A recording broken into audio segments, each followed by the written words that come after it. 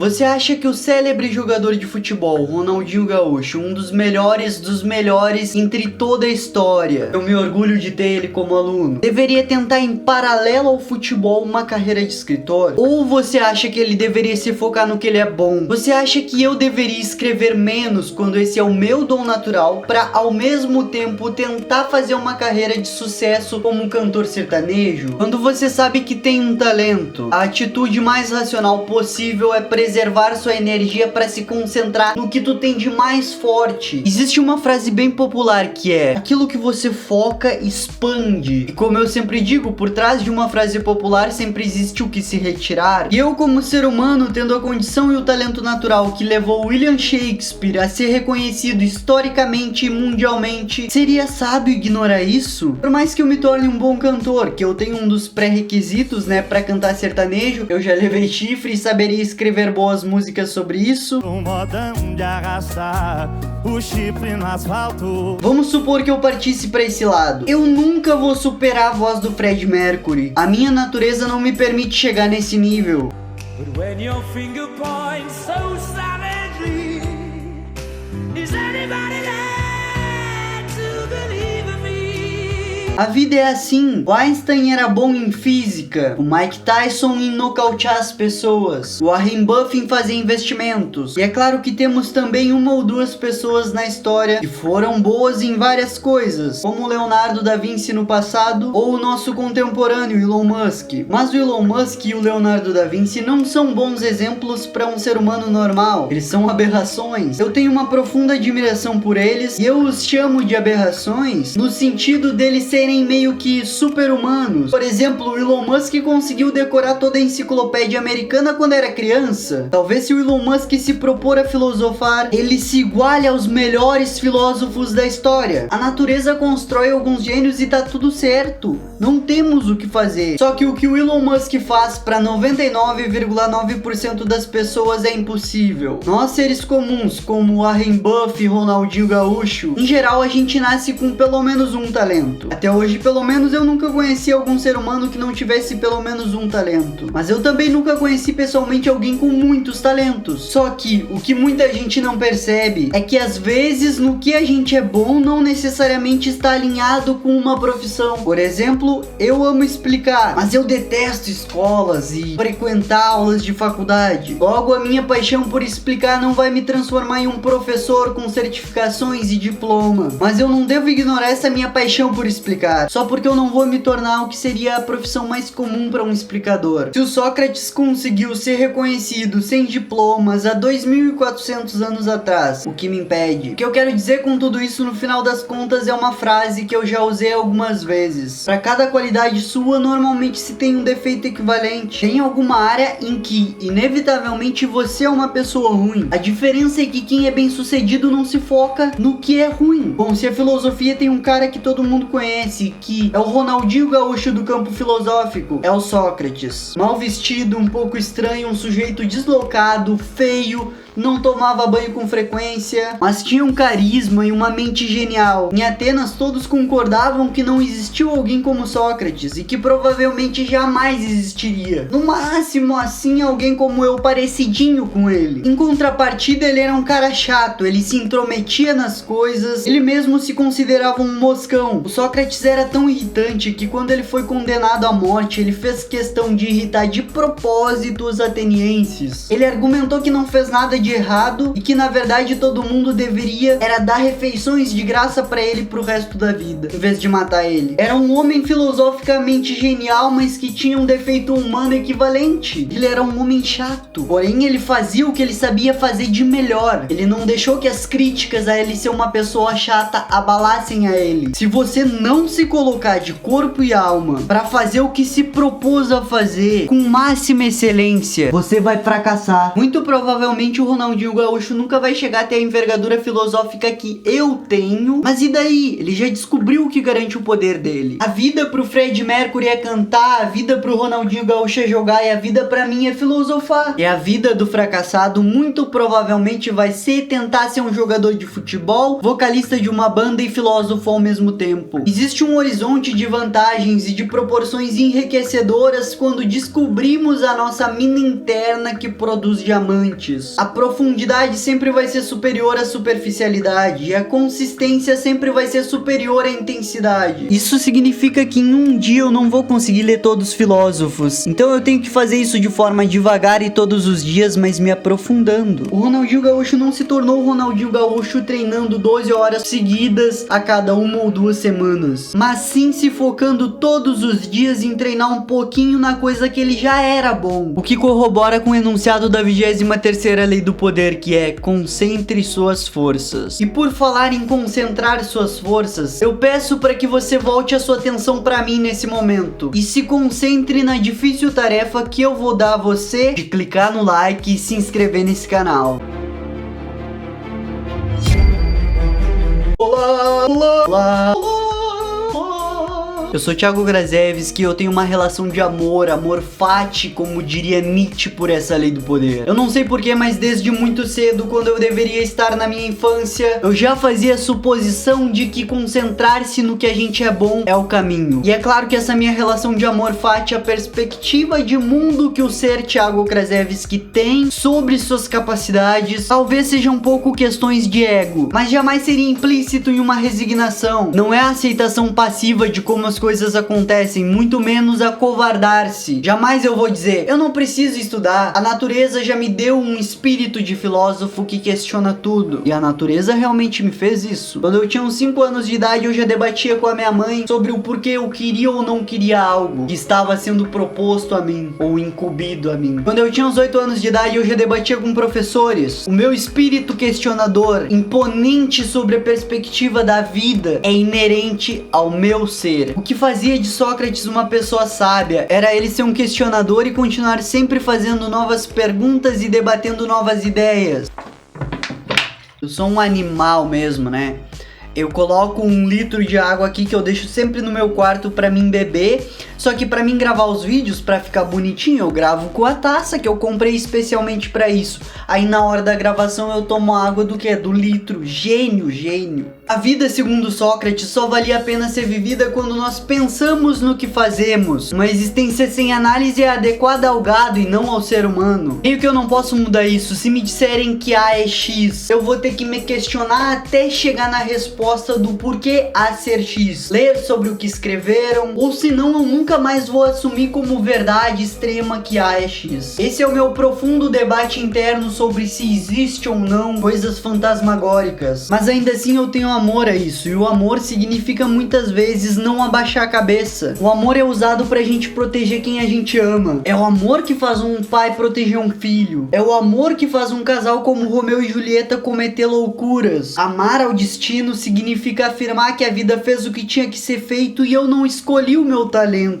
Ele me escolheu, ele veio até mim. Mas também a gente nunca deve deixar que o nosso talento oprima e predetermine a nossa vida. Quando você achar uma fonte de poder, seja escrevendo, seja jogando futebol, seja cantando, seja criando belas artes, você achou o que o Robert Greene chama de a vaca cheia de leite que vai te alimentar por um bom tempo. Vamos fazer um paralelo histórico para analisar aqui a situação do mundo. Ele sempre teve dividido. Antigamente reis lutavam contra reis, países contra países, existiam grupos políticos com interesses, famílias poderosas e, não surpreendentemente, indivíduos que faziam inimizades com indivíduos. A história foi assim e se estendeu até a modernidade. Ainda é assim, e a consequência da sociedade ser assim são as distrações e confusões. A gente não consegue saber se a ideologia ou a filosofia X são as corretas. A mídia e os meios de comunicação sempre colocam a gente para algum lado, às vezes de maneira tendenciosa. Aqui no YouTube, por exemplo, você tem que ser o macho alfa, você tem que ser feminista,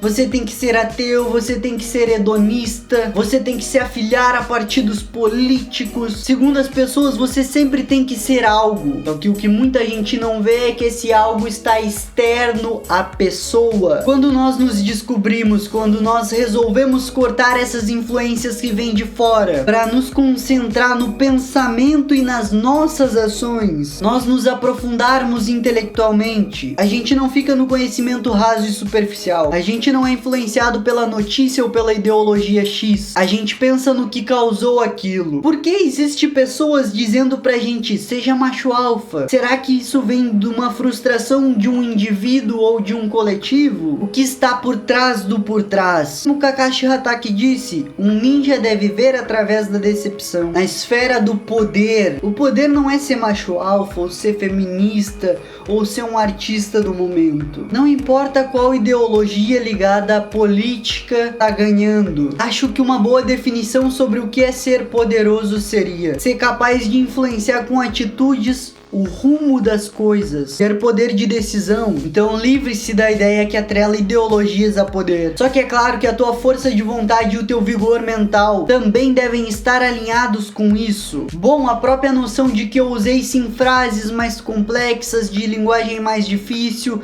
e você por escolha própria assistiu o vídeo até aqui, já é um bom indicador de que você está comprometido realmente em ser um ser humano que vai desenvolver a capacidade de conquistar poder. Quando você coloca na sua mente um propósito no qual você se concentra em atingir uma meta, você tem vantagem sobre quem não faz isso. A flecha do conhecimento acabou de te acertar, meu querido amigo. Concentre-se em um único ponto. Colocar-se de corpo e alma para realizar algo é fundamental. O livro das 48 Leis do Poder nos dá o exemplo do Giacomo Casanova, que atribuiu o sucesso da vida à capacidade de se concentrar em um único objetivo e forçar a vitória nele. Casanova não é uma figura tão conhecida contemporaneamente. Eu mesmo nunca nem tinha ouvido falar nele, mas parece que ele, como aventureiro, conseguiu fugir de uma prisão que ninguém jamais escapou, porque segundo ele pensava na fuga como seu único objetivo dia após dia, sem desanimar. Mas dane-se o Casanova. Robert Greene, se me permites, vou dar um exemplo muito melhor e mais conhecido, do homem que estudou os homens mais poderosos e mais bem-sucedidos do mundo, Napoleão Hill. Ele atribuiu em seu livro As 16 Leis do Sucesso como precursor. A primeira lei dos homens bem-sucedidos é criar um propósito e metas claras. Então, bom, já são 3 homens bem-sucedidos que dizem que ter um propósito é algo fundamental: Robert Greene, Casanova e Napoleão Hill. O Casanova chegou a dizer que se um homem coloca na cabeça que vai fazer uma coisa, e se ele se ocupa exclusivamente disso, acaba conseguindo por mais difícil que seja. Esse homem se tornará grão-vizir ou papa. Só para esclarecer, que a função parecida com a de um primeiro-ministro do Império Otomano chamava-se de grão-vizir. Concentrar-se em uma única meta, em uma única tarefa e insistir com veemência até conseguir é o que você deve fazer. Até vou dar um conselho pessoal meu: anote as suas metas. Faz aí 4 metas em torno de um objetivo. As minhas metas estão aqui do meu lado, anotada no meu quadro, e são exclusivas sobre o meu canal. Você pode fazer 4 metas sobre a sua vida, mas é importante que as anote em um papel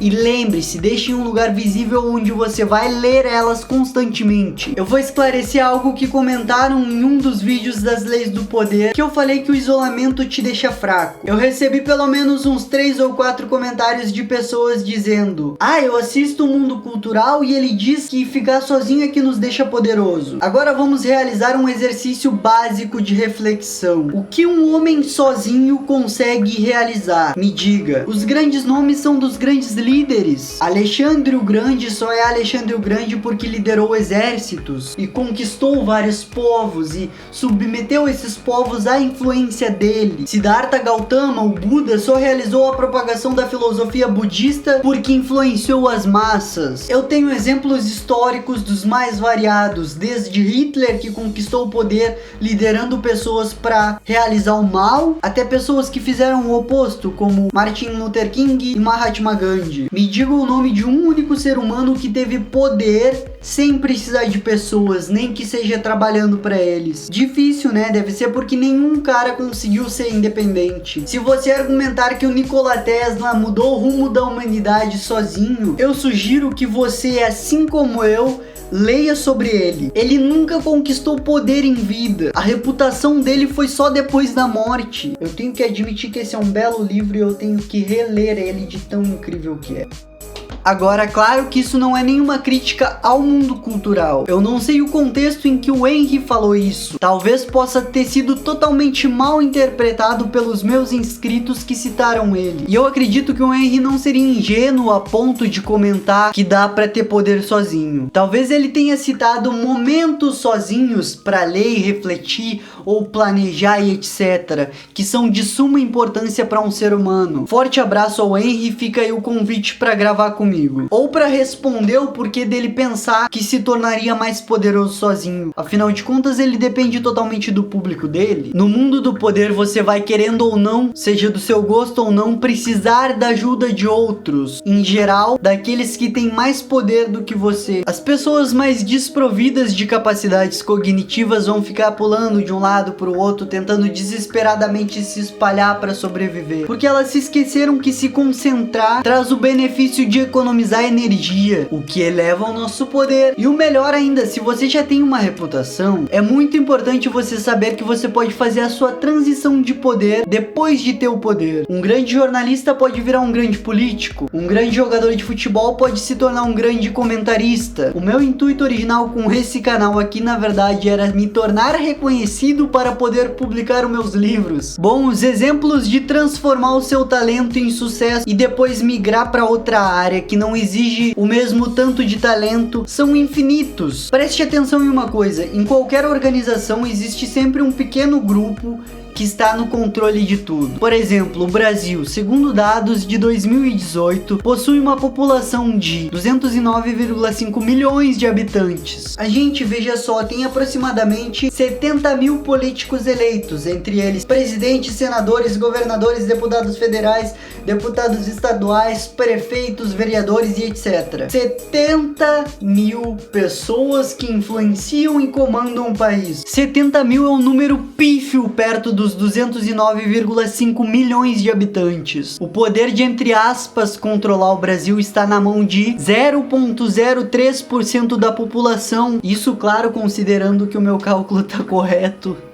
Tomara que eu não tenha errado. Desculpa se eu errei. Mas saindo do país, vamos nos ater a organizações e derivados. No jogo do poder, apenas alguém que é burro vai ficar trocando de área aqui e lá e sem se fixar em um campo específico. E assim que você se fixar, você deve descobrir quem é que tá no poder do jogo que você quer jogar. Quem realmente dirige a cena por trás dos bastidores. Que assim você pula e passa por cima dos seus oponentes porque se conecta à pessoa correta. Sabe aqueles caras que recém entraram na escola ou na empresa e viram muito amigos do chefe ou dos professores e de repente ganham uma promoção ou um tratamento especial? Será que eles são tão amigos assim? Ou será que são estrategistas natos? Uma vez que você consegue encontrar uma forma de chegar ao poder, continue andando com os poderosos. Essa é com certeza uma das melhores e mais simples estratégias. Manter suas forças concentradas, inclusive em círculos sociais. Já que conseguiu ser amigo do seu chefe, tente ser amigo dos caras que negociam com ele. Você quer ter poder, mas anda com o Joãozinho que não te oferece nada. Escolha melhor seus amigos, ande com o Thiaguinho, pelo menos ele é inteligente e tem poder. Cerque-se de Thiaguinho se possível. A pessoa que é superficial não vai conseguir sair da mediocridade. A profundidade é a única coisa que se equivale ao heroísmo em questões sublimes. Agora é o inverso sobre essa lei do poder, que seria em momentos em que a dispersão é a tática correta. Por exemplo, se você estiver tiverem um grupo de poder que está sendo atacado por um bem maior e mais poderoso. Acho que seria inteligente se desvincular antes de ser destruído. E claro, se você se concentrar em uma única fonte de poder, pode se preparar que com certeza algum dia ela pode deixar de existir. E aí o que você vai fazer? Porque os jogadores de futebol, além de jogarem futebol e ganharem grana com isso, têm empresas, patrocínios, investimentos? É porque eles sabem que vão se aposentar cedo. E você deveria ter a mesma mentalidade estratégica que eles. Foque-se no que você é bom. Ande com os Thiaguinhos, mas deixe a porta aberta para algo se tudo der errado. Obrigado por assistir o vídeo até aqui. Aliás, se você assistiu até aqui, coloca nos comentários: somos o pequeno grupo que detém o poder. Envie esse vídeo para um amigo seu, envie esse vídeo para o grupo da família, republica ele em outras redes sociais, utiliza trechos dele, tem a minha permissão. Se você gostou desse vídeo, conheça a playlist sobre as 48 leis do poder que eu vou deixar aqui no card. Não esquece de deixar o seu like. Se gostou de mim, se inscreva no canal. E agora eu vou te deixar com a tela final, onde eu separei 2 vídeos a dedo para você.